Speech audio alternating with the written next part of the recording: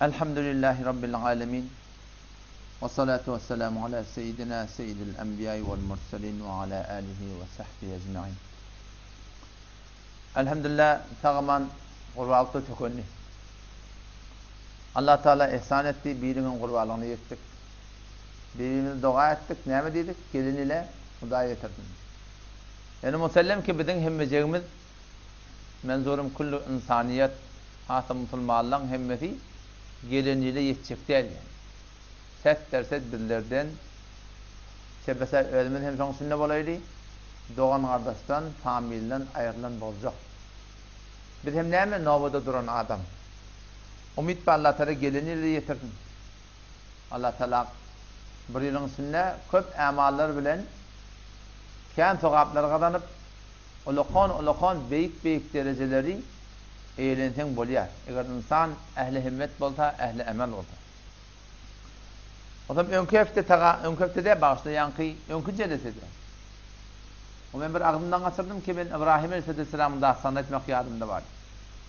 Adam yani gelsin maslahat boldu ki yok böyle de biz kelasımı tercüme-i Kur'an şu tercüme-i Kur'an'a oturuyorduk. İbrahim Aleyhisselam'ın da dastanını o da tercüme-i Kur'an. Yani onu muhtelif Kur'an'ın muhtelif yerinden üyüşürüp son evvel zindagisinden ta ahir nübüvvetine çelliğin manahı üyüşürüp getirmeye oluyor. Onlar hemmeti bir yerde beyan buluksuz.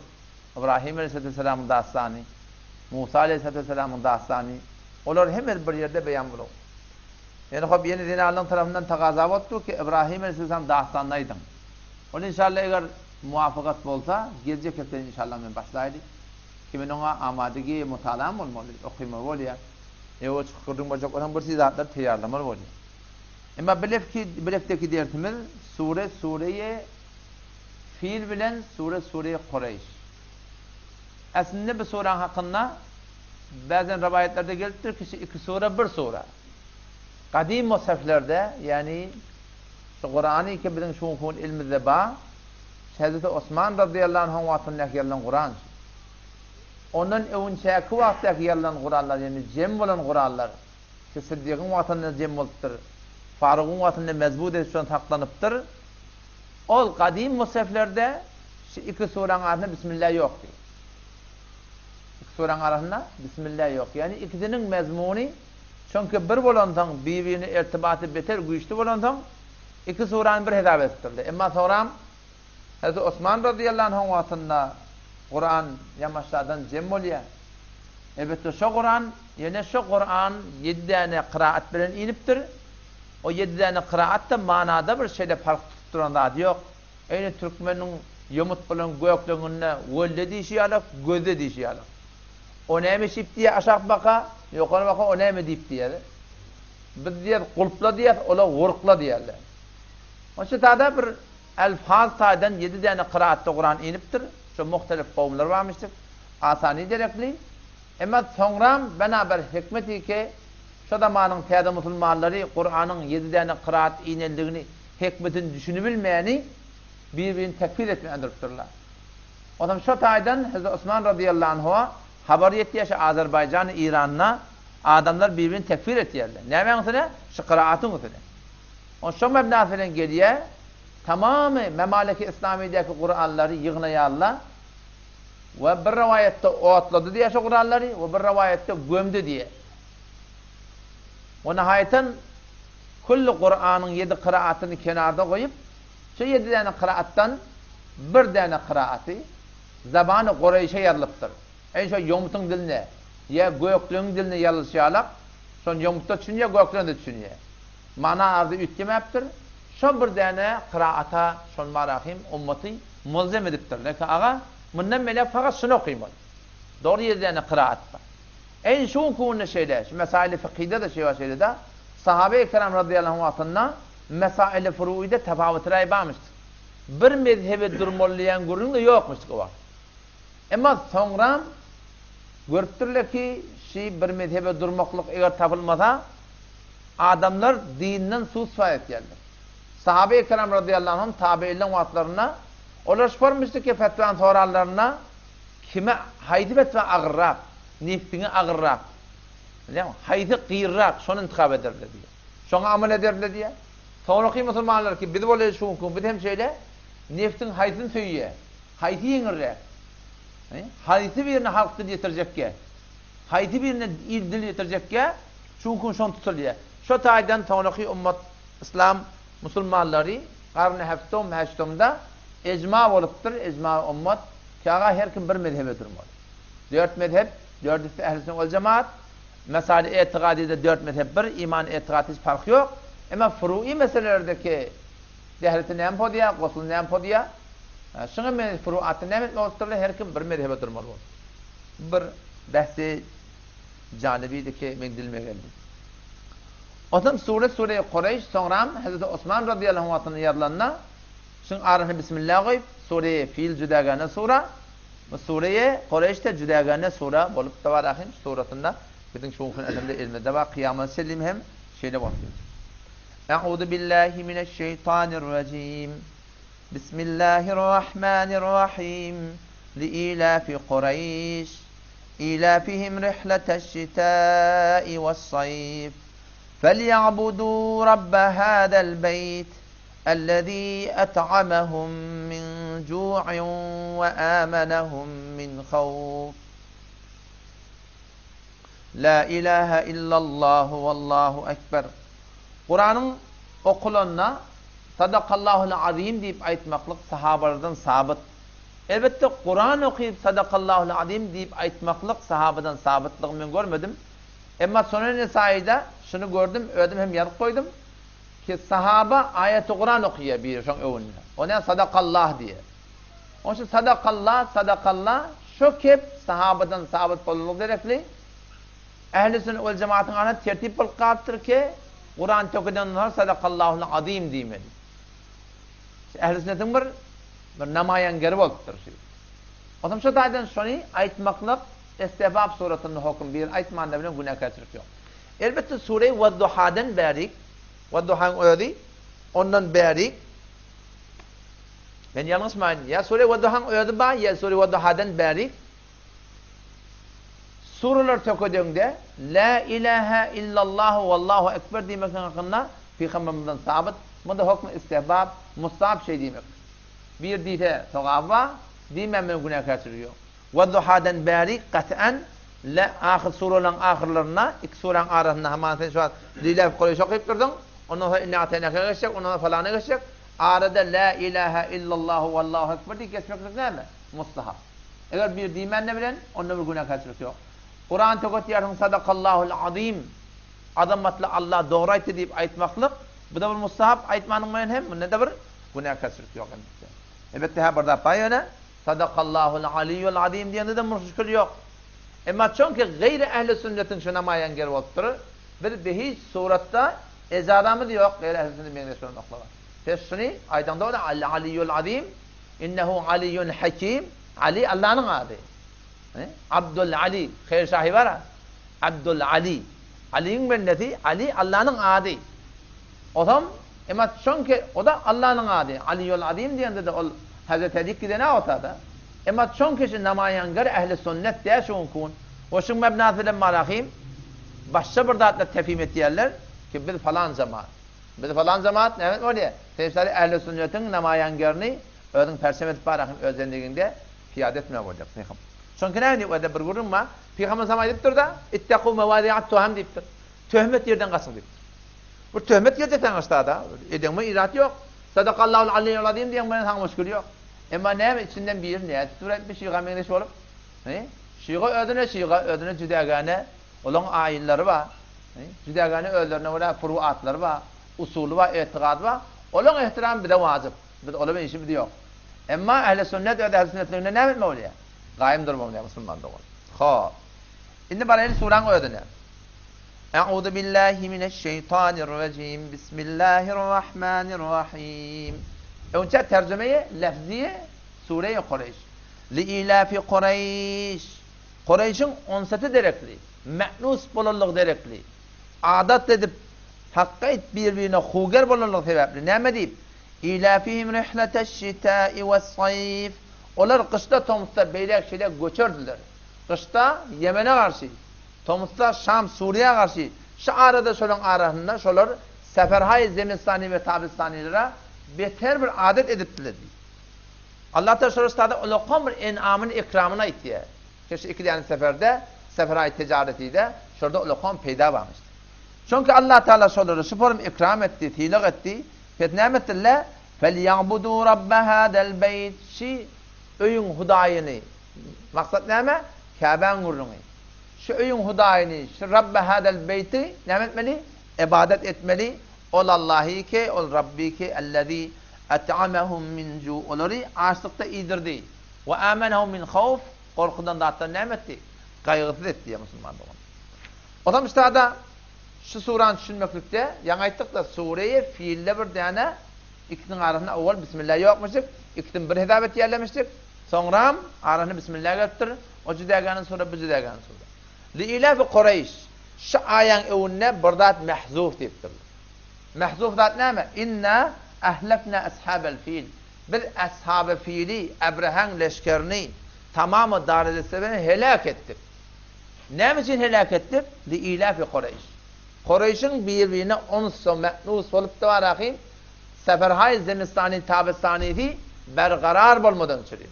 Şondan şimdi biz ne ettik diye. İnna ahlakna ashabel fiil. Biz ashab-ı fiili ki gelip de Mekke'ye dargatmaklığa, kullen veyran etmekliğe biz şoları helak ettik. Ta Kureyşliğinden alın, Kureyş seferhay zemistani tabistaniyetinde ticaret ettinemesin. Hakkı iyiliğin arasında avraylı olsun. Çünkü şu kadar bizler tilik ettik ki şoları hefazatten çürüyüm. Ashab-ı fiili biz helak ettik. Fetnem etme bileşen şokranlarına فَلْيَعْبُدُوا رَبَّ هَذَا الْبَيْتِ Şi öyün Rabbi ki Allah olsun şoları helak etti. Ve şolun boylarına vacip ki ne metinle? Şi Rabbi hadel beyti ne metinle? İbadet ettim. Yeni bir rivayette geliptir. Onu ulamalar şoför düşündürttüler ki öyle acabu gen alın. Gen almalı şi Kureyş'in zadın şoförüm gidip gelmekliğine. Ki rahatça Tomuzda, kışta, her vakti her zamanı ticaret edip de varahim. Şu tuğratına Allah Teala şöyle ediptir, hürmet ediptir. Şu taydan marahim ne etmeli? Şu Kureyş'iyle Allah Teala'nın ibadet etmeli. Rabbine ibadet etmeli. Haydi Rabbe hadel beyt.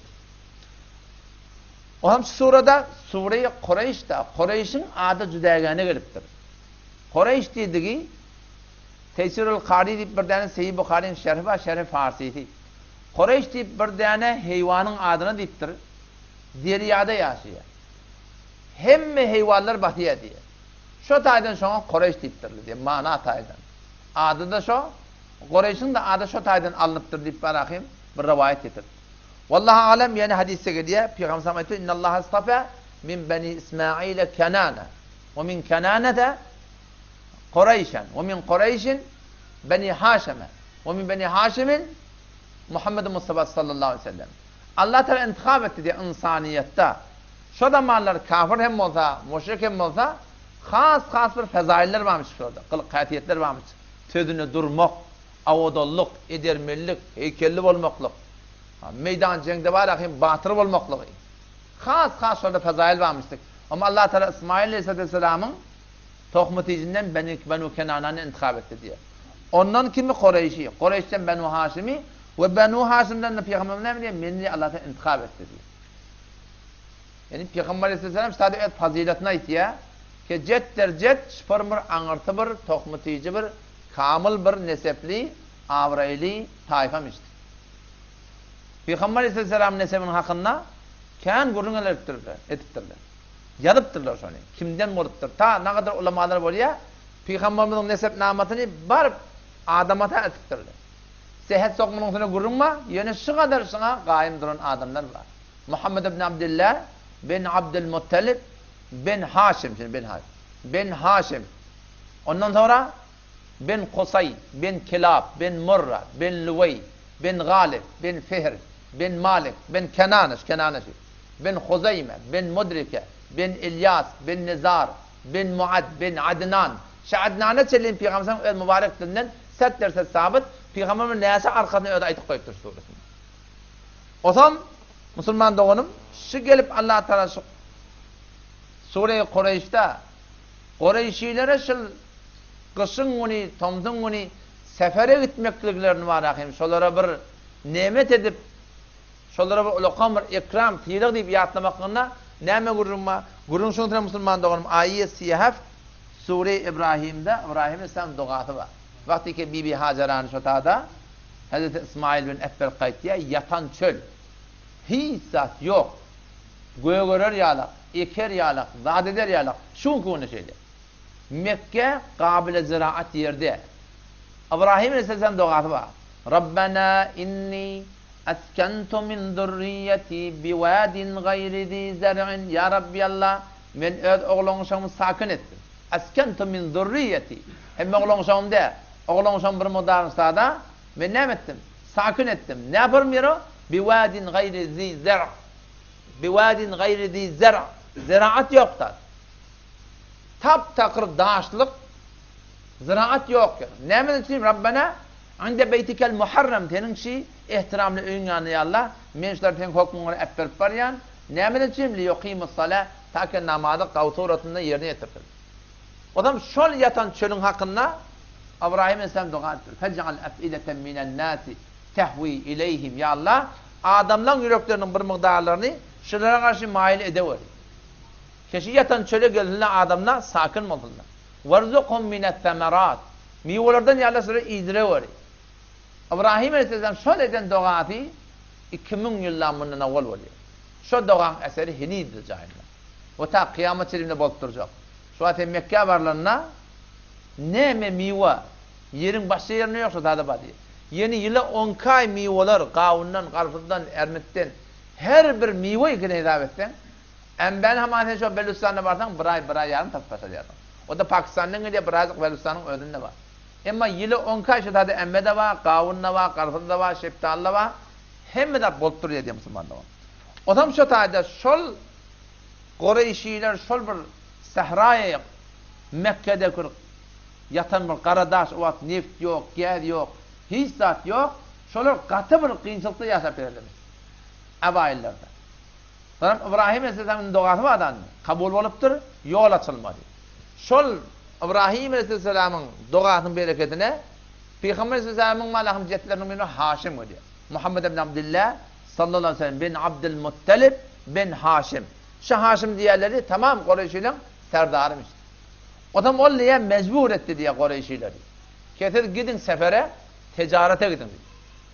Bir hadise geliyor şeyde bir mefhumda ki rızkın onun 9'u bazarda bir nerede ovalarda. Rızkın onun 9'u bazarda.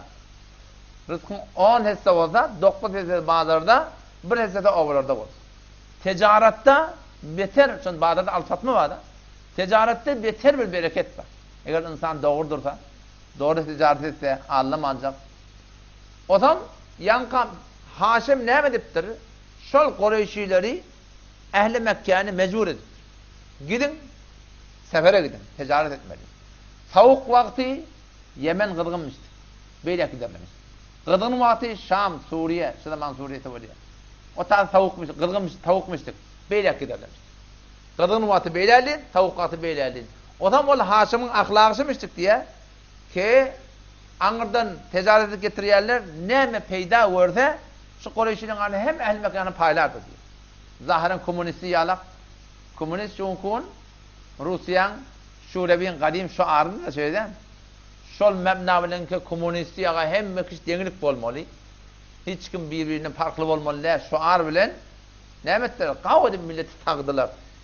Türkmenistan'da da otağları bilece bir okuyatsa hem de yalan vurun diyor.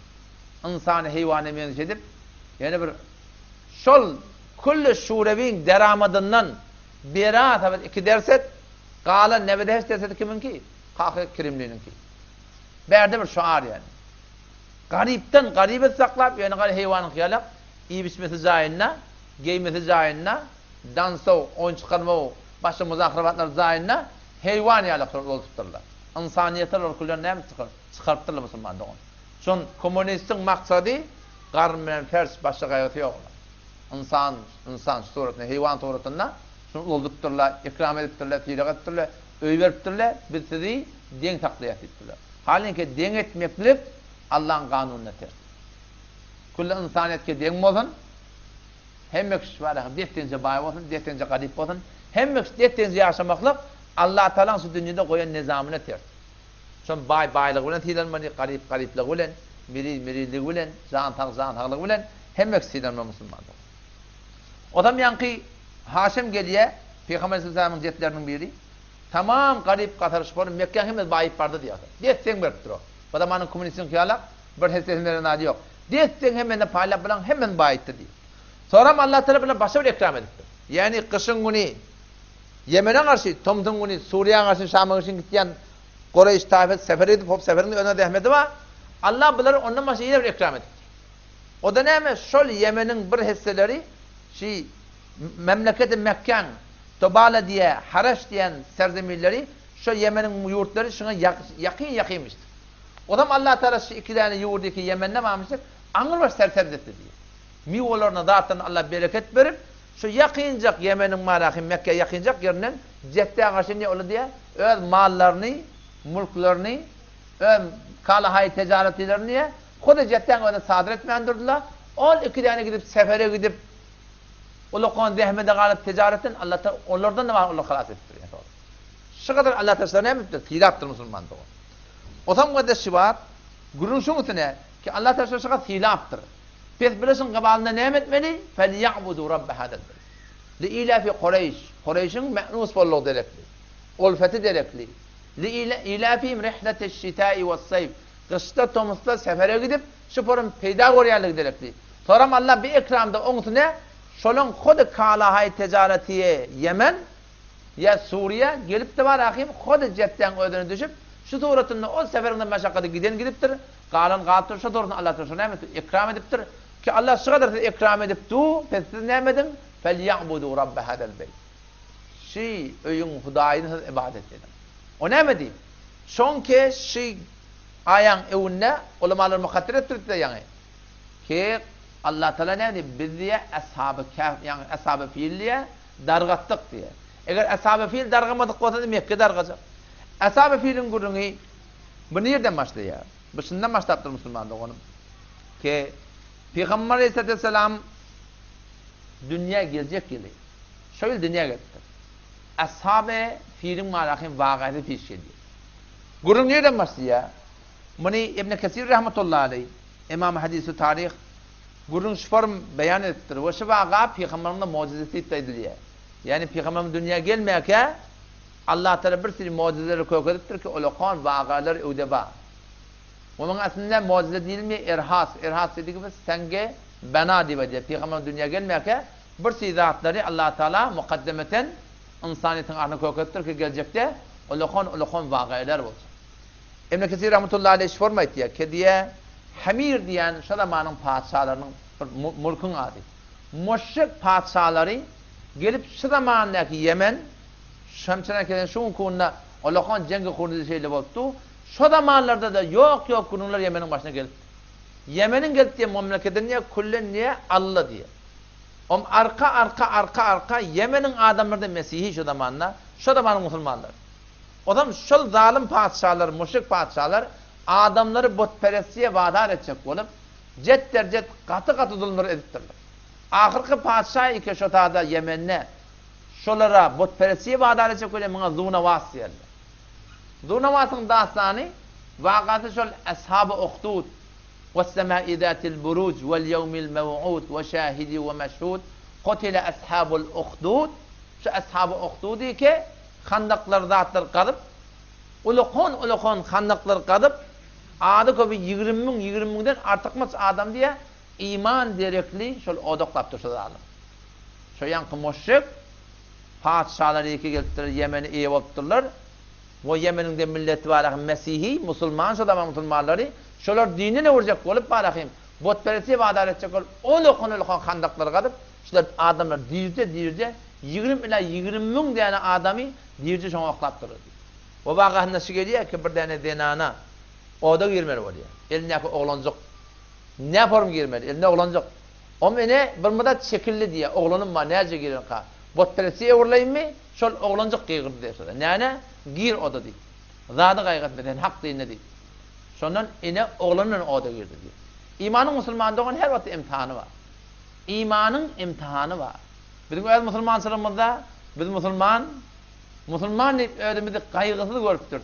Haliki Musulman doğanım, her insan adazığı güne 5 saat imtihan var. Haçan ine şu namaza karşı çağırttı olur ha. Hayya aleyhisselah gelin namaza karşı. Hayya aleyhisselah gelin necata karşı.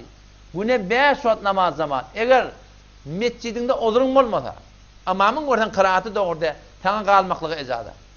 Ya görsen başka bir müşkile etikadiyeti var, kalmaklığı ecada. Ya sen meriz, ya yatık kalıptırdın. Onun için istiğfar edip meridi sana bir ozur olup başarıya. Katı yağın yağıta. Katı yel, tozon. Yeni bir mescide varamda ihtiyarcak, bırdat edecek. Bir ozurun olsa onun kalmaklığı ecada var. Emma mescid ba hemme şarayet mevcut.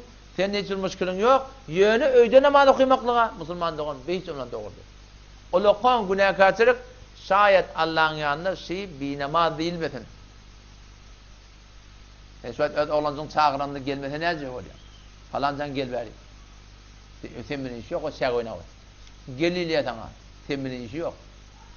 Üstlenecek dokulayan sen doğman geçenlik. Allah Kur'an'na bir sürü insanların hakkında aydıptır. Bela nispet ulaike kel en'am. Şular hayvan yalak diyor Allah insanlara. Ne kadar insanlar Allah Teala hayvan yalak. Belhum adal. Hayvanın nefesi yakıştı. O ne mi deyip? Şeytan hayvan çağıranda geliyor da. Ama insanı şunu çağırıp etip ona. Hayya aleyhisselam gelin namaza karşı adamlar. Hayya aleyhisselam gelin necata karşı Allahu ekber. Huday öyle kon, dükkan öyle kon ne, yer öyle kon ne, maşin öyle kon ne, peyda öyle kon ne, kim öyle kon? Allah öyle kon. Ekber kayıtmadı. Güne 5 saat adacak Müslüman doğun imtihan mutlu. Hasiben nasu en yutreku. Ay adamlar sporun gümeneteki öz hallarına koyulur mu kadim? Ay yakulu amenne. Gibi iman getirdik. Ama bollamasa muhum la yuftanun. İmtihan edilmelidirler diye bolmaya diye Allah. Allah hetmin imtihan edecek Müslüman doğun. O zaman şu imtihanlarda ne bilmeli? Akıl çıkmalı. Zindagi yani mübarıza. Bayet kuruşmalı. İndi üstada bulada yankı 20 ila 21 bin nefer fakat imanı derekli oda giriptir. Sahabala iman derekli, etiqat derekli, İslam derekli okuna oynadırıptırlar. Kılcına oynadırıptırlar. Paltana oynadırıptırlar. Meneten buğunkun İslam'a oraya yazacak kodan fakat kefine oynadırıptırlar. Başka gençlik yok.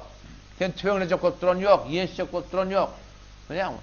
Kıyıkçı edip hörelep duran yok. Fığı bir kep kaktırıp, gözünün kıyığı bilen bir barmak çonmazda fakat kefine oynadırmamışsın Müslümanlar. Ama çünkü bir la ilahe illallah'ını düşünmeyen ediptir, boynalmayan ediptir, bir imanın imtihanının gafıl. مَا كَانَ اللّٰهُ لِيَدَرَ الْمُؤْمِنِينَ عَلَى مَا أَنْتُمْ عَلَيْهِ.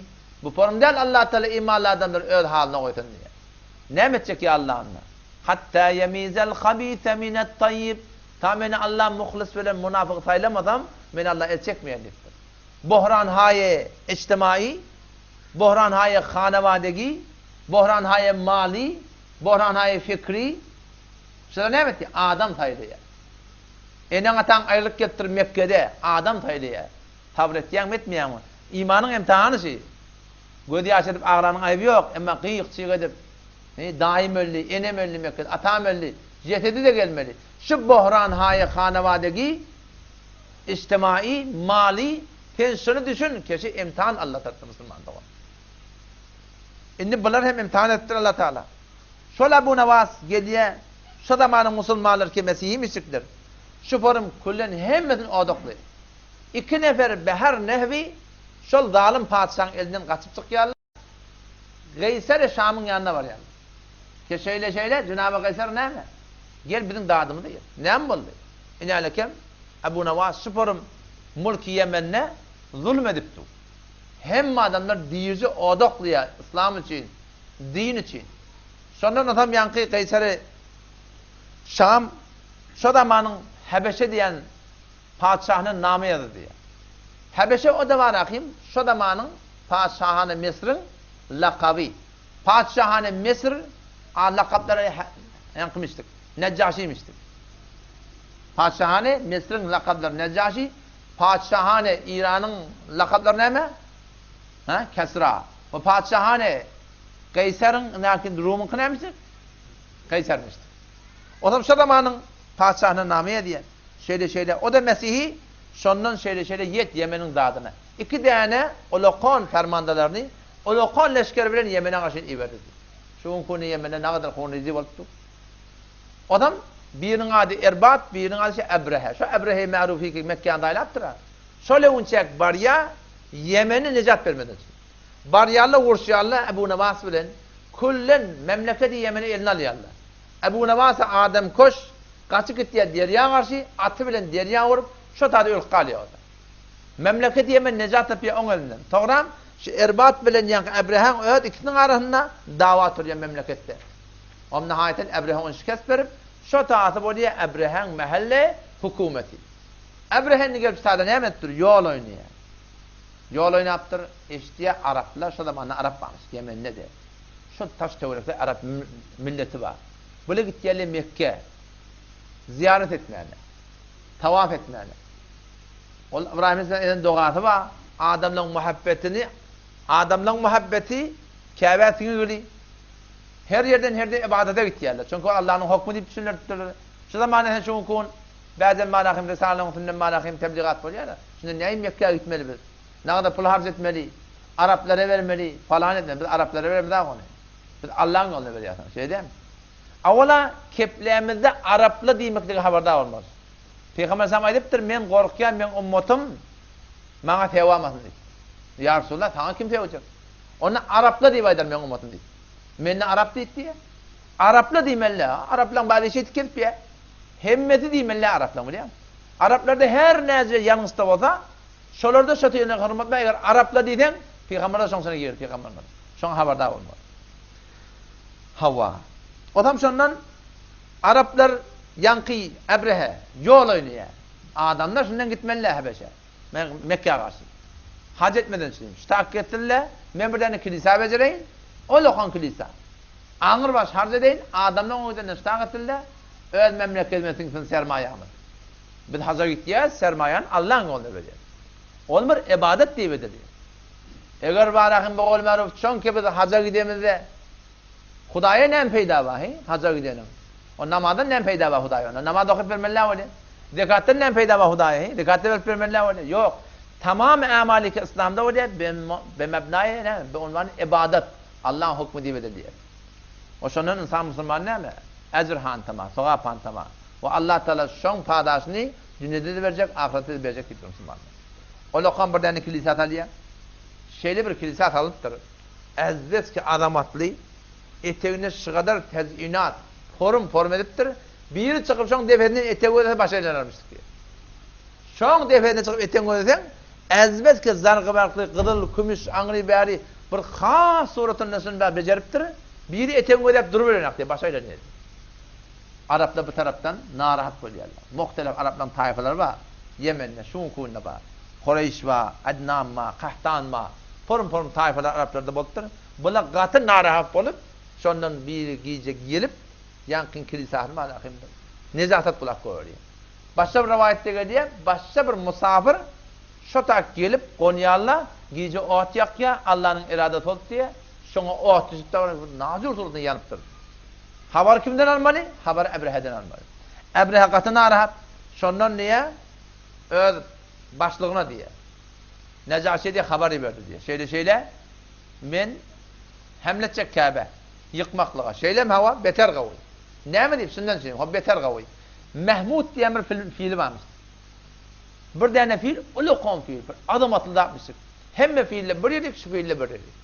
Şu Mehmud diye fiilinde bu birini yorat diye mümin taraftan sana kömekçi. Ondan başka da tekki diye fiili birlikte ulukon leşkeri bilen Kabe'ye karşına geldiler. Maksatlar ne mi? Maksatlar ki Kabe gelmeli, daş çevrine dınzır olmalı. Kullu Kabe'nin önüne. O birlikte şu fiilleri çektirip şu Kabe'nin düğününden üzmeli. Onlar ulukon fiiller bilen gelip dururlar Allah'ın önünü yakmadan süreyim. Bu taraftan ne mi? Allah Teala kişice kuşları veriyor. Onları nabud etmelidir. O da muhtemelen yolla Araplara haber yetti diye. Araplar hemmeti dilbir olup Ebrehe'nin önüne ayağa kalıyorlar. Ama Allah'ın iradesi ki Ebrehe bir tavri rüsva olmalı. Ta kıyamet senin için adı olsun. Allah bile cennetmene var ya şu hidatte. Allah bile cennetmene var. Şu hükümde öyle aramında biliyor musun? Bir narahat dediğimizde şu menden narahat oldu deyip ne kadar kıyın oluyor. Narahat ettim deyip ne kadar kıyın oluyor. Ama sen şunu derine zarar. Hadis-i Kudüs'e geliptir. Allah Teala aydıptır. Ki ben 7 kat atman 7 kat yere sığmayan. Allah'a bir misal. Ben imanlı adamın yüreğine sığayan. Sen vakti bir imanlı adamı imanlı denana gevne degen. Sen hemşinani ki narahat bolayan. Men şon gevne degdim. Sen Allah'ın gevne degdim sen narahat bolayan. Allah'ın kemir beddua etse. Enen gevne degen, atan gevne degen, nahak bir adam gevne degen. Allah'ın beddua etse. Şon idin emem olacak oldu. Adam şunu gayret etmedi. O lokon gayrıyla olmalı. Allah'ın razılığı. Dostluğunda da şeyle, düşmanlığında da şeyle. Garaz direktli adam hareket etmedi. Dünyanın karası da toyda kurum bulamedi. Şu cemoti taşı adam garaz, o da dinin üstünden garaz verdi yani. Dinin üstünden. Oturla dost olanın birinin denanı dükkan oturuyor. Şimdi şu cemde ağay falanı da biliyor. Keşon denanı dükkan oturuyor. Ha ama Allah'ın Helin dükkan oturmakla ne yazır ya? Helin dükkan doğru da adam. Hemen neydim bir helden anam olsa ki işte bana adamsı yok. Bir başlarından bir hayır hevzatı gelen dükkancı var, dükkanı oturdun, ara perde çektin yani. Ki erkek bilen ruberu olmasın. Ayet 50 Sure Ahzab ve idâ se'eltumuhunne metâ'a helelerden bir daha sorarsan fes'eluhunne min verâi hicab perden gidinden sormalıdır Allah Teala. Hem Kur'an'ın hükmü bitsin hem de lokman halal olsun. İnne o da şu cemde soraptı dinin adı bilen Kur'an'ın adı bilen garaz var. Şu başta Müslüman doğunun heleyi dükkan oturuyor, şunu ortaya çıkarır. Müslüman şunun ayakı yok ki ben Allah'ın arda olur, Allah'ın adı bilen garaz verdi diyor ki Müslüman. O lokon gayriminden Allah razı olmaz. Sen şu Peygamber'in şefaati bile gerek diyette. Peygamber'in şefaatinin için Allah razı olmasa bolmuyor. Allah razı olsa Allah icazet verecek Peygamberimize de, şehitlere de, ulemalara da, hafızan-ı Kur'an'a da şefaat edecekler sonra. Ama Hasan Allah razı olmalı. O lokon kaygısı olmalı. Sonra niye ben evine geldi diye. Ama Allah'ın takdirisi ki birleşkeler şikesiye yolla yeni bir tane kabileye Hasam şu taife geldiye Ebrehan evine bunu şikest veriyor. Nufeyl ibn Habib diyen bir adam şu kavmin başlığı bunu esir ediptir. Ebreha. Bunu öldürmedi diye yol koymak için alkayt diye. Gel yolla kabileye yani Taif geliyor Taif. Kabileye Sakif. Bunlar diye Ebrehan evine çıktılar diye. Ama cenk etmediler diye. Ne mi? Ona ya Ebreha değildi diye. Bizim tane botumuz var. Lat diye, Lat, Uzza. Lat diye bir botlar varmıştık. Sen biz şey botumuzu, adımız var. Hisat diyme, şudur şunu koy. Bizim cenk etmek niyetimiz yok. Bizim botkanamızı koyar etme. Bir de onun kıbalını ne mi diye biz sana kömekleşelim, arkadaşlar. Bol ya, bulan şartını kabul et diye şundan kayıttılar diye. Gel, şundan geliyor ki yankı Sakif diyen tayfa, Ebu Regal diyen bir adamlarının birini Ebrehe bilen birlikte yola saldı diye. Mekke-i Mükerreme yakilak ediyor yani. Ehli Mekke'nin haberi oluyor. Mağmes diyen bir yeri gelip de var ahim Ebrehe'nin leşker gelip getirene tamam ehli Mekke'nin düğüleri diye otlak ettiler. Şu düğülerin içinden ne çemuk diyene diye 200 tane diye Hazreti Abdülmutallib'in kımıştı. Peygamber Aleyhisselam'ın kakati. Sonra leşker Ebrehe şu gelişine yankı düğüler gelip garzı edip alkayt geldi. 207 10 kıyıt. O taraftan niye? Yankı Ebu Regali Ebrehe diye ştakilinin sonra hava. Bağışta yanlıştım. Hanati Hamiri diyen bir adamını sefir edip Mekke'ye veriyor. Geçen git ehli Mekke bilen gurrun et. Biz cengden çim gelemde. Biz vuruşmadan çim gelemde. Ne yapayım gelip? Biz sizin Kabe'niz var. Biz sizin yıkmadan çim gelemde. Eğer Kabe'ni yıkmaklığa bir de münahım olmasanız biz sizin işimiz yok dedi. Ama yok Kabe'ni yıkmaklığa eğer münahım olacak olsanız onunla biz sizin cengimiz var. Siz de dargatacak, Kabe'nin de dargatacak. Sonra Hanat'a gelip diye Abdülmuttalib bilen niye gelip diye gurrun etti diye. Ama Abdülmuttalib ona etti diye biz vuruşma bilecek geldi. Ebrehe'nin leşkeri olakon leşkeri. Vuruşmaklığa tağatımız da yok, vuruşmak niyetimiz de yok. Yani men barıp şuna bir kep aydatim geliyor dedi. Bir kep şuna aydatim geliyor, o da ne mi? Keşke Allah'ın oyu. İbrahim Aleyhisselam'ın falan oyu. Ve Allah şu öyün iyeti, Allah şu öyün hafızı. Eğer şu gelip yıkacak, batacak, Huda bilen taraf. Huda bilen taraf olsa Allah şu nimeti ederdi. Sen şuna aydatim geliyem hava. Şundan yürü onu dedi. Hanat'a gelip Abdülmutallib'i alkaytti. Peygamber'in ağatı bir şol Peygamber'in öyle tayfatının tohmu tecinde bir has avudoluk varmıştı. Has edermelik, has bir heykelli, has bir surat damış orada. Haşim diyen ne var akıyım?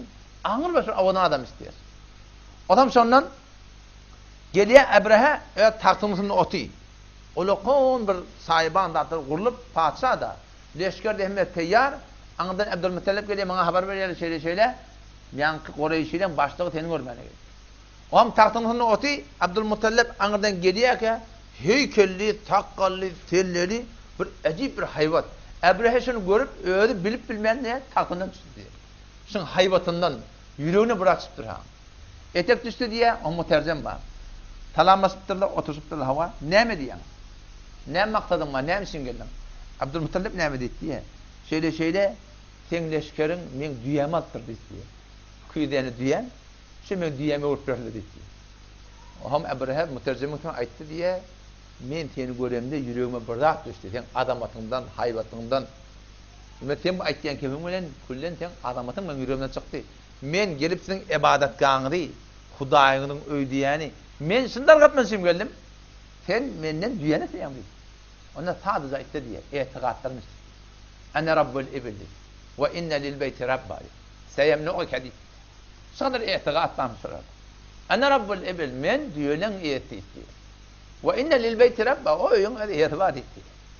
Seni goýup bermer o dedi. Sen eger men Hudaýymy tutsaň, o seni yıkar. Onda senden gelecek iş yok. Sen Hudaýyňdan gelecek iş yok dedi Ebrehe. Onda gör näme sen şonu etdi diye. Düýelerini alıp da çık gaýtdy. Bir näseni Sırany Kureyş Abdülmuttalib'in ýanynda bir rivayetde barmyşdyk. Olar diýdi de sen gel elçi. Abdülmuttalib ne haýyş ne temenni. Düýen berme, düýen etdi diye. Başga öküş ne berdi diýek ki gel sen kulli Arabistanyň kulli daramadynyň 3den 1 mi sana bereýli. Emma sen şunu ýykmadan elçek. Ýok mu bolmaýar. Men baýat ýykmady. Şeýlemi şondan öwrük gaýtdylar diýär adam. Gelle diye Hazreti Abdülmuttalib Kâben kaptanın halgasından yapsın. Başta ne adam Allah yalvarını andırıldı. Ya Allah inerlekem sen öýü yıkmana yaptırdı. Bizde kimin öňünde durulacak ya. Ya Allah nimetten öýdüň. Yalvarıp tamam Mekke'den daşlarına çıkıp gitti dedi. Dağlan defenden gödep dolu. Neme başa, neme bir agı. Sondan niye şu yakından çıkıp gittiler.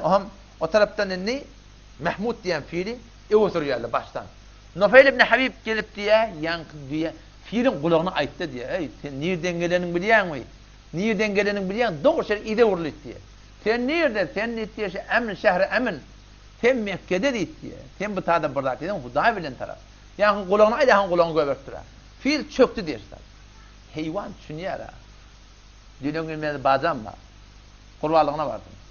Eğer WhatsApp'larda şebekelerde göremmosaň, heywanı kurbanlyk sajak bolanlarına şon kulacağına men seni kurbanlyk etjek diýsen şoňa hiç edapy görünmez. WhatsApp'ta yani filmini men gördüm da. Heywan mı? Öldürecek koyarlar. Kulacağına bırak diýerler. Barıp şey şada ýatýar. Kıymylanakdy. Edapy görünmekdi. Ama Abdülhalik bazam aýtdy. Bir giň da bir uly konfigurýan kurbanlyk etdi. Odam ol bir gece önçe diýär. Gaw syryk etdir o sygra. Hormat edipdir. Kurbanlyk diýip. Odam bir gece önçe diýär arkan teýbeler. İman teýbeler bir atagdan.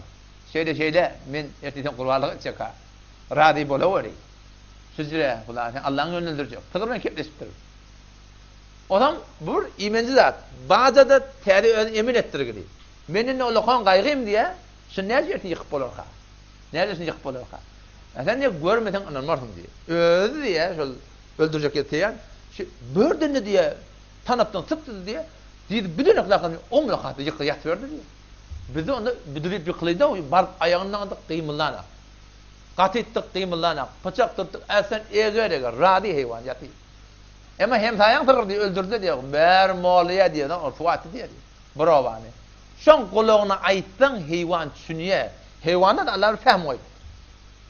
Tusabbihu lehu sab'u semawat. Allah 7 gat atman, 7 gat Allah'ın tesbihini aýtdy. Allah zikredip durlar ýene walakin la tafqahuna tesbihahum. Siz olan tesbihini düşünmeýärsiniz Allah taala. Hemmedat Allah'ın zikrinde. Allah olardır fehm veripdir. Ha erti doğru akıl yok. Ama Allah sözler fehm veripdir musulmanlar. Heyvanla var. Adam şondan yankı fiiliyatta diye endimin vurmanıdır yani. Demirden bolan panta bilen vurmanıdır diye. Turan aqsaýyndan ya. Ahir burnuna bir tane demirden na tokla diye. Onda da turanak. Yüzünü evurla diye beyle qarşı. Mekkeň tertine. Dağına kalıp diye uğraman durt diye. Yama senden beylege uğrayarlar, yeni de kıymılanak. Yatıptır kıymılanak. Ne etmen beni? Şu yağdayda duqa diye bir kuşşağa geldi diye. Derya taraftan. Kepterden küçecik, ayacıklar kırılca, 3 tane daş var. Bir tüntünne, ikisi de ayacığına, şu gelip şun defet noktaya yapar. Termihim bi hicaratin min siccil. Fecealehum ka'assin me'kul. Yani muselsellen güçlü. Degen yerine tümük diye. Adamın defetinden gelse, doğru etenden çıkıyor diye.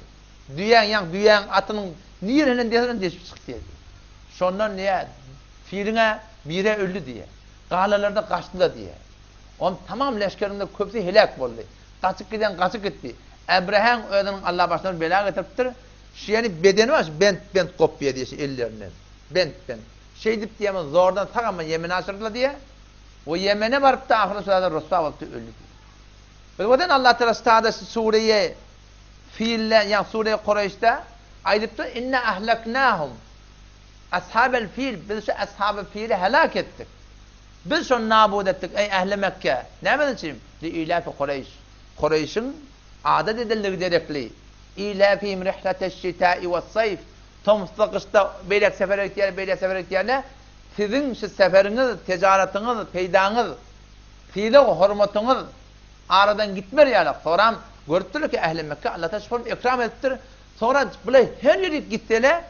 Şu kafir vaatlarına da hiç kim Kabe'nin hürmetine, fiiliğine hiç kim Kureyş'e etmedi. Şol Hudayın öyünün eğileri, hak Allah'ın fiiliğinden cemaati, kuşsağırlı ve Ebrahim leşkerini dargattı. Baştaki kervellere dağıtlara rahatın deyip bırda edip bırakayım. Başlarına yok muşkilat gelirler mi çıkayan ki seferayı ticaret edinler. Ama kervan iran ki Mekke'yan ki. Ehli Kureyş mi o? Ferman. Bismillah. Hiçbir kep kurun yokmuş. Ama Allah Teala Suriye Kureyş'te şu Kureyş'in kavmuna Allah etin fiilinin hürmetine etti. فَلْيَعْبُدُوا رَبَّ هَذَا الْبَيْتِ Bayet bendegi etmeli. Şu öyün Rabbına ol Allah'ı ki اَلَّذ۪ي اَتْعَمَهُمْ مِنْ جُوء Onları iyidirdi açlıktan. Yani her bir zadi ki imeli olsa hemmesi ayamat etinde. O tarzdan şu hukum Mekke'de hemme nıgmat dolu. Ve âmenehum min khawf. Her bir kaygıdan sonra nimet Allah Teala emin ediptir. Ha elbette arada bir tane cer tegil kaçıya. O şuna men isbarahim. Kulata bir sürü istibahatlar direkti, bir sürü maneler bolup da barahim, bir sürü musibetler dağıtlar bir şey diye ol bir ayet terter yani. O da atlar insaniyet her vakitte bolyanlar, bir vakitte boltlar Kabe'ni daşta bilinen vakitlarda boltlar ama aslında Allah Teala şu tadı Müslümanlığın fiilik ediptir, hürmet edip. Ebu'l Hasan Gazvini rahmetullah ediptir ki şu Leyla ve Kureyş'i okuymaklık kaygıda, narahatta. Böyle o da polis var, bir narahatçılık vaktinde şu beter mucerrep sürdük. Biz şunu tecrübe ettik diyen ulemalar var.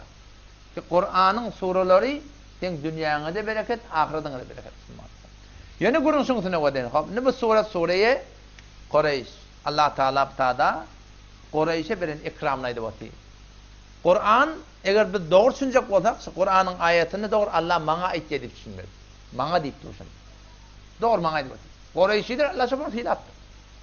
Ne ilafi Kureyş, ilafim rihleteşşitâi ve sayf. Kışta, tomuzda, şoförün ticaretlerine bereket verip, sonra o sefer hay bazırgayında ayırıp, Yemen'in ödü, Şam'ın ödü, cetteye gelip balakim öd mehsulatlarını döküp, kullen hemmeden Allah teyyarlattır Müslümanlığın, şuun kuun bana sana Allah'ın ikram et. Hatta heleylere, ben oğlan kamyadımda, heleyle, su, dökürser tuğdan süreyim, o gidip olumdan, gurgundan tuğ getirmeli. Bir bedre kellehinne, 2 bedre eline, olkanın üstü arkada, şol olkan olumdan iyinip, etek koyana, gidip heleyle su getirir. Odun yığınacak deyip, nahar pişirmeli, çörek pişirmeli, enemi eden işim, gidip düzden tedek getirmeli. Sığırın tedeğini, gelmişin tedeğini, düyenkini.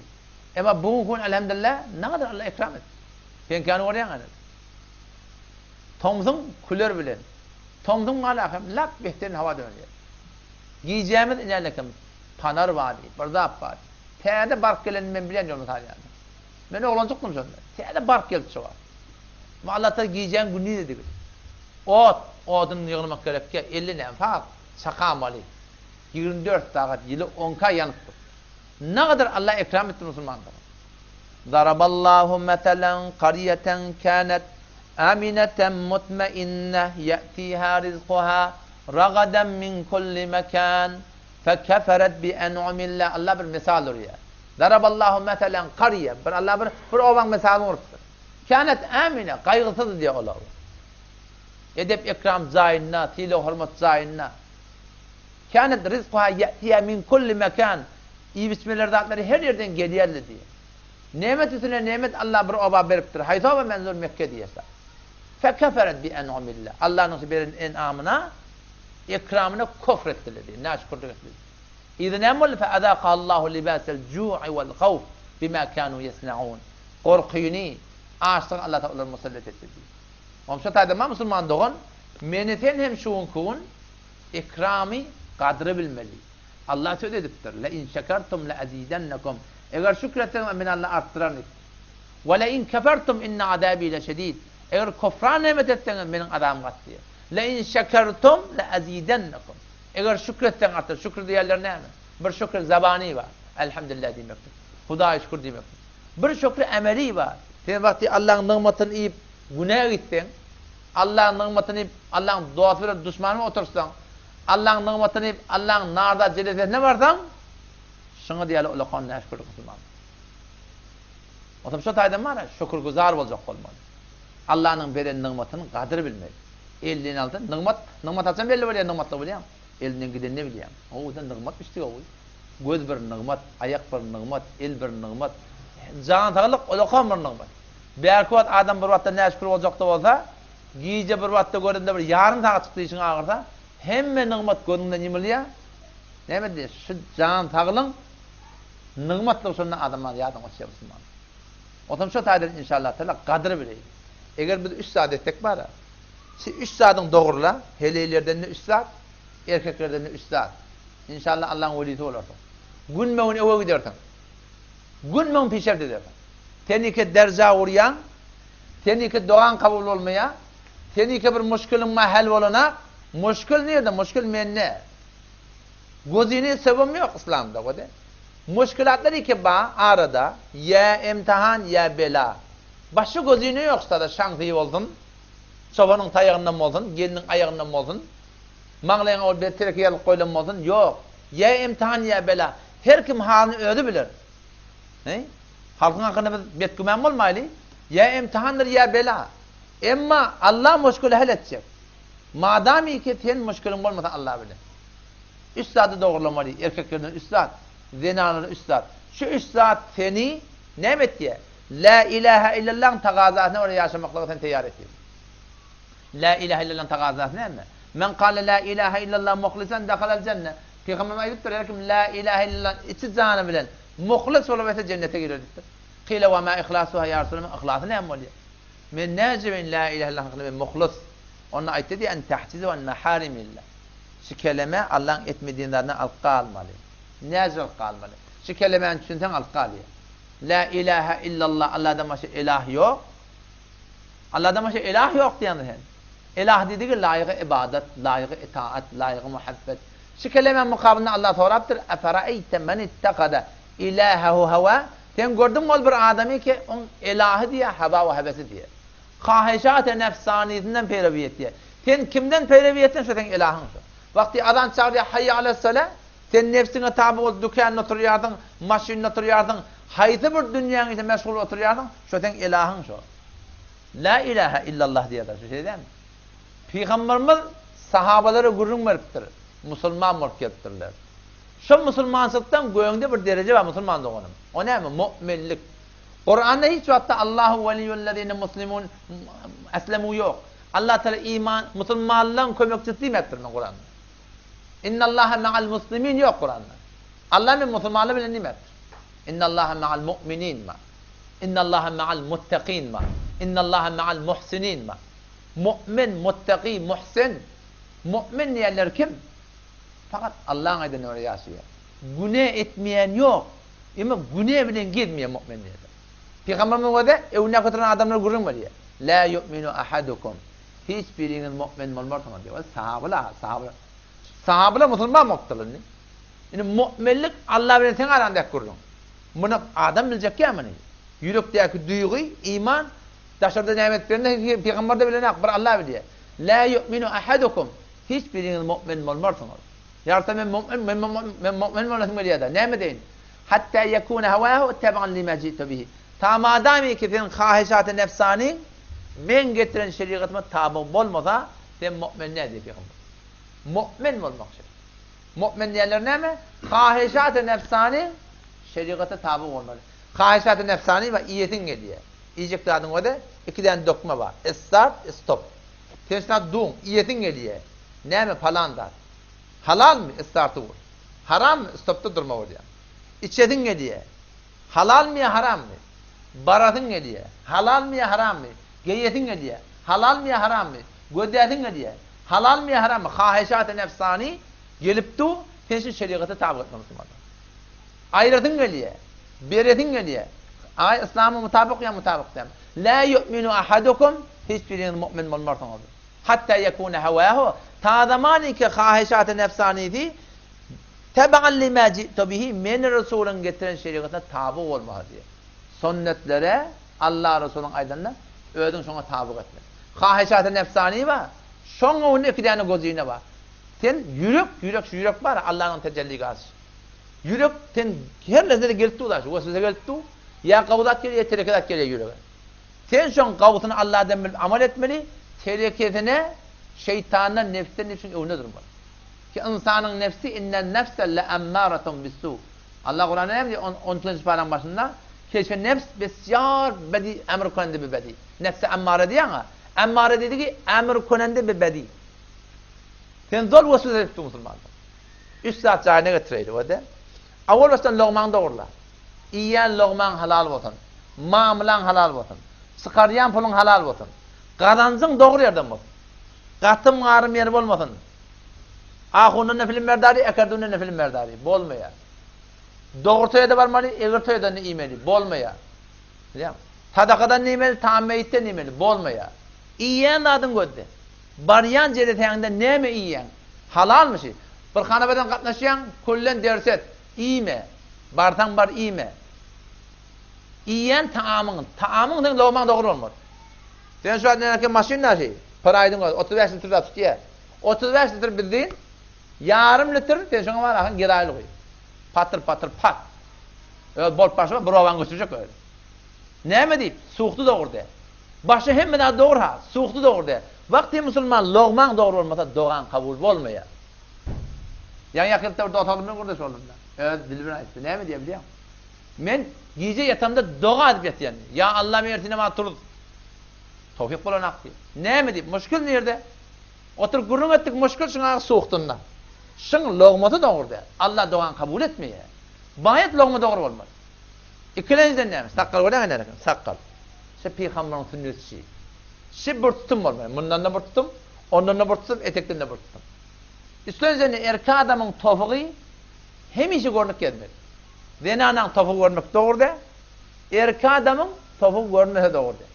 Şu 3 saat zahine gelen ne mi diye? Sen şu 3 saat amade et diye. Ne mi? Halktan ne çıktı? Halk ne mi? Şu Türkmen'in olukma şu ağaçta halka öyle vermeli. İyi de öyle vermeli. Sen şu 3 saatın doğrula, telefetoya varmayacak olan halkın önünde durursun. Tahammeyt imeyecek olan durursun. Uza yerine bir adına varmayacak olan halkın önünde durursun. Teleket doğasına tireşek vati. Aras vati. Sen işte Allah narda deyip bana yakınmışsın önünde duracak olan sen önünde durmalı olursun. O hem seni kaldırıyor da sen onu. Sen bir şahsiyetli, bir bineşli adam oluyor. Bir edermenlik var sende. Bir bineş veren var yani o. Mahrum muhur da zendeki. O hem sakkalını da koyanda, o barmak somat yazdı. Ne açıyorsun? Ay baba onu meşgulümün. Önde bir zenana, eğer varsa koptur diye. Ve eğer de gerekli hatta. Ayağın eğerinde yaşap böyle, ayağında yaşap olmuş yani, eğerde de yaşap olmak. Yer zenana var başı gerek. O hem bir fakir o da attı. Ne ettim? İyili her kim burada at diyer bana. O hem bir geçirmeli vatın geçiriptir. O hem şu yolun uğrunda bir tane sığır öpetmiş, at öpetmiş. Şu an sümklerin dağdan çatıp boyuna tuttur diye ha. Oba getir diye. O falanın hele değerlidir diye. Ne için gurun ettirle sonra koyupturla diye. Uy. Bula ne için gurun et koyacak o. Bu eğer sıkıktır diye. Halk her ne dinliktir diye. Takkalın da şeyle. Sen şeriatın haydi bir oruna bir neyse onu attakarla koyarlar sonra. Attakın da aksanlar. Aytmayan başladı. Sahabeler okuma onu durupturlar. Kılcın onu durupturlar. Kim beni her Müslüman ettirler. Bugün kun bir Müslümanlığın dereki kep çekmeyecek bu. Çok iyi dattı arası. Peygamberin sünnetini günah aşağılarına koymalı. Olukan günah Müslümanlığı. Ondan sonra da ispat ederler. Sudan geçecekler bunu ayağın sermek gelmeli. Ne etip ben öyle? Farsa kemelli mi? Farsa kemeline Peygamberime mengesi olacak bu diye. Hazreti Osman radıyallahu anh vakti ki gitti Sulh Hudeybiye'de Peygamberime onu öğreniyor sondan. Bar Mekke diye. Şöyle bir gurun et diye. Baldır görünüptü diye. Munin ne dedi diye. Ona Habibim şey diye. Habibim şey diye. Adam şu tayda Müslümandan ona şu İslam doğrulaydı. Taamını da doğrulaydı. Suratını Peygamberime mengesi, labasını da Peygamberime mengesi. Dar giymek doğru da, hatmi şunu koynak yemelliyen gurun yok. Giyin giymeli. Zırval olsun giyin olsun. Felle giymeliyen gurun yok. Musab giyen, ger giymet giymer. Ama bu da atlan hokmi, bu da fark etti. Bu takkal koymak sünnet ipçintir. Takkal koymak sünnetlerine gurun yok. Peygamberin diyen etmek sünnet mi yapardı mı? Farz da. Peygamberin diyen etmek sünnet mi? Allah Teala atiyullah ve atiyur Resul ettir Kur'an'da. Ama men de diyemedim. Peygamberin de diyemedim deyiptir da. Men diyemedim, men Peygamberin aydan sünnettir demedim Allah Teala. On sünnetlik olan hükmü sünnetlik sabit bolupdur. Ahadisten sünnet. Emma Peygamberin eden diyen farz tutulmadı. Ve denanı üstad ettiler. Denanı üstad ettiler. Lokmasını haberdar olsun. Şu aşı lokmanın haberdar olacak olma, tomoşa da sen. Vuruşmalı oluyor. Her toya varmalı oluyor. Her yata varmalı oluyor. Her meclise varmalı oluyor. Sen etmeyin vuruşmalı oluyor. Kenara çekilme oluyor. İslam'dan sünnet dininden sünnet. İkinciden celbab. Celbab getirler, yüzünü örtürler. Dinde otavallan bir ayette ama Allah'ın sen şu bol piyasında burada bir düşünlük dedi. Ne mi? Sen gelecekti şu celbaba dedin. Sonra mı çargıtta erdi ve çok koyuyor ne koyuyor dedi. Ben eğer çargıda erdi ve çok koyuyorum dedim. Avval borga vuruyatık da biliyor musun? Yakılıkta yağlık bile borga doğruluyor Allah. Hatim ben o cevabını ben idrak etmeli hakim dedim. Maksat Allah hüküm etsin ne? Ya maksat Allah hüküm etsin. Kadim çeşmemiştik. Şu aşı çadır edebi keşfet tıktırlıyor ya. Şu diye nanan kısı. Celbabını doğruladın, camaatı yüzünü örtük gözün diye nanan. İnne ola borga bilen iki gözü görünmeyedi. İnne ki burnun üstüne koyarlar, iki gözü görüntü sargın iterek, hiçbir gözü görünen hiç kime, yolda rahat görüyor. Türkmenin öz ferhengine öyle yağlıktan doğrulattırırsa oğlunda. Celbabı zahine geldin, yüzünü örtmesi zahine geldin, loğmasını doğruladın, üstünüzden ne? Mehrem, namehrem rahat edilir. Bazamın heleyi falan, sıkanım, piseremum. Eğer senin imanın şu dereceye yetti, keşke haramdan gevren çekibildin, şu kanun da sana yengil oluyor. Şu an sen istada bir cenge giriyorsun, şu cengde sen piruz olmalı. Şu an bir şikayet ilgili ağacak. Hatta sen şey gelmiyorsun, onlarda bir dota olan dedim, sen bir tarih belleşine dedim olmalı dedim. Bir tarih belleşine falan şey gelecek, onların mı doğulacak? Ölüme tarihi yok, hasan gidecek mi diyeyim Müslümanlar. Adam açık koyamam, benden katayı dedik, kıyın görmem, doğrudan etme oluyor. Ben sana yapacağım kavur ya. Yönü doğrudan etme oluyor. Sizde takdir 5, 95 kimde? Akıl Moğollu'da. Aydan akıl oldu. Yani, şukurun aydan töküdeyim. O bana adına tip vermeyin. İşte bir 21 yaşındaki oğlan, 11 yaşına kadar tecavüz etti. Ayallığının boydoşu, geliyor ayallığının boydoşunun yanına, şol boydoşun erkek doğunu, şu 11 yaşına kadar tecavüz etti. Sen ait, şun günahı kimin boyundan? Şun günahı avun akıllığın boyundan. O ne mi? Takdircan, nerede? Elleş başına. Kalancan kavmi, korgun ne? Heleyi bilen elleşmeli diyen gurrun, heleyi bilen erken anı perde olmalı, heleli cüda, erkek cüda diyen perdeni, hayanı, şermi, düşmi, fikri kulen ayrıp durur Türkmenler. O vakti yıkadan ol ot bu da değeri, üyüşen yerine göçer da, sen başına ne mi tamam mı? Yumruk kalı olan bir tane zalimin eline düşüptür, onun eline ne mi diyebilecek o? Şıdattır başa bela getiriyor. Şıdattan aydılmaptır. Günah kimin ki? Onun için ahullasını aydılmaptır da. O öyle şikayet verle. Yani Muhatta İmam Muhammed rahmetullahi aleyh, İmam Adam'ın şagirdi da, sahaf sahada Peygamber'in hadisine etti ya, inni la usafi'un nisa, men heliyle ben illeşmeyin diyor Peygamber. Peygamber illeşene heliyle bilen. Bu zamanın piridir, yine buradadır, rahatça heliyle ben illeşe, yok, yüreği doğru akıyım. Nevcavan, gelip de heliyle, o evine gurun var batı. Falani, o da pir hamanı. Yalnız Müslüman da o. Men adam bilen tarafta ha. amal bilen taraf. Şoda doğrulanmalı, men de doğrulanmalı Müslüman. Allah temizden tevfik versin. Himmete dedi inşallah Teala. Ödümüzü hanım adamı doğrulayır. Bu sura, iki tane sura tökönünde. Bire, Sure-i Lilaf Kureyş, bir de Elem tera keyfe. Elem tera. Ayetini gördün mü? Keyfe fe'ale rabbuke bi ashabil fil. Senin Rabbin ey Muhammed, şu ashab-ı fil ve nimet fil. Sen gördün mü şunu? Peygamberimi görmeptir. Ama şu kadar şuna şahitler, zatlar bağmıştık. En peygamber gören yalak. Sen gördün mü diye. Elem yec'al keydahum fi tadlil. Ayşe'nin hilelerini, tamamı tedabiri, cengilerini Allah Teala bir hasıl etmedi mi?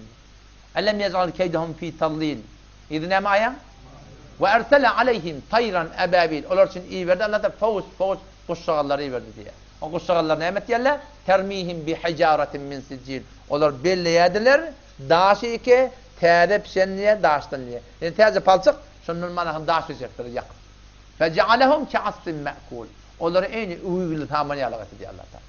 Çünkü meneten hem şundan şu ayet sure nemden korku diye. Allah'ın aydanı terfi olsan Allah devecek adam.